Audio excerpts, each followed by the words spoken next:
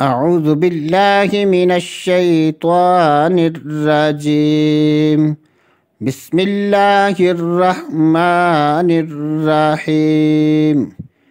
لا أقسم بهذا البلد وأنت حل بهذا البلد ووالد وما ولد لقد خلقنا الإنسان في كبد أيحسب أن لن يقدر عليه أحد يقول أهلكت مالا لبدا أيحسب أن لم يره أحد ألم نجعل له عينين ولسانا وشفتين وهديناه النجدين فلاقتحم العقبة وما أدراك ما العقبة فك رقبة أو إطعام